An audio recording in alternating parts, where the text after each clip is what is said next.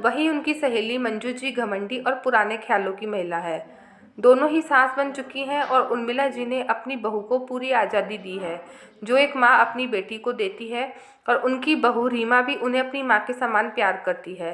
हर समय mummy mummy कहते हुए उनके आगे पीछे घूमती है। उन्हें देखकर हर कोई उन्हें माँ बेटी ही समझता है।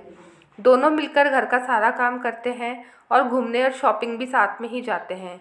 वहीं मंजू जी का मानना है कि बहू को ज़्यादा आज़ादी नहीं देनी चाहिए, नहीं तो सिर पर चढ़ जाती है। बहुओं को हमेशा डरा कर ही रखना चाहिए। मंजू जी की बहू आशा अपनी सासू माँ से बहुत डरती है और उनका कहा हर काम करती है। यहाँ तक कि उनके सामने उनसे नज़रें तक नहीं मिला पाती और उनसे दूर दूर ही रहती है। इस बात का मंजू जी को बड़ा घमंड है।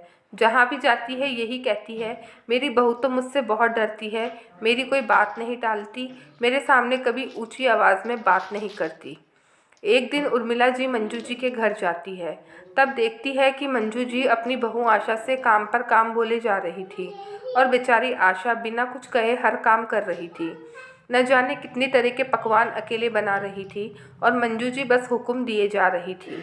तभी उर्मिला जी ने मंजू जी से कहा, मंजू ये क्या कर रही है तू? आशा को सांस तो लेने दे। और क्या ज़रूरत है इतनी चीज़ें बनाने की, वो भी अकेले?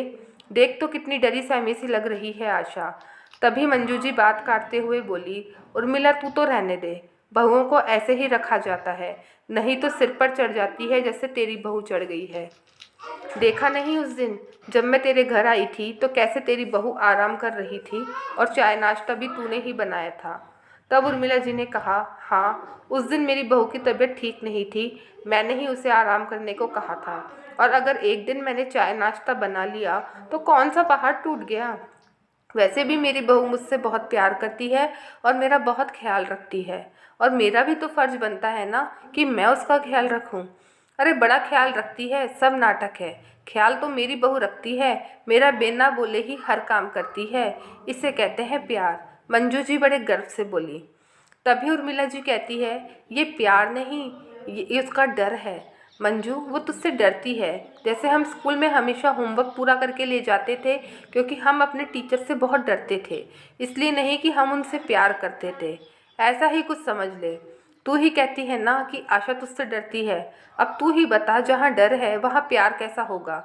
मंजू जी को उर्मिला जी की बातों में सच्चाई तो लगी, लेकिन वे अपने घमंड के चलते उन बातों को नकार दी। कुछ दिन बाद उर्मिला जी ने मंजू जी को अपने घर पर बुलाया।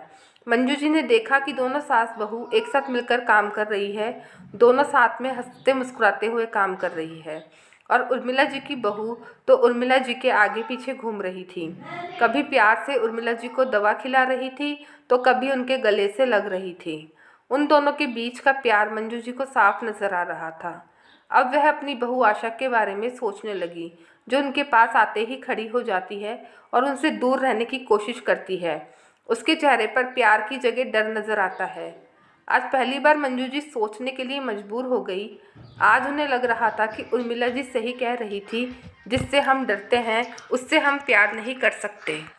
मंजू जी ने उर्मिला जी को गले लगाते हुए कहा, तू सही थी उर्मिला, मैं आशा के साथ बहुत गलत कर रही थी, लेकिन अब मैं उसके दिल में अपने लिए डर की जगह प्यार देखना चाहती हूँ। इसके लिए मैं पूरी कोशिश करूँगी। उर्मिला जी भी मन ही मन बहुत खुश हुई, क्योंकि उन्होंने जिस मकसद से मंजू जी को अपने घर बुलाया था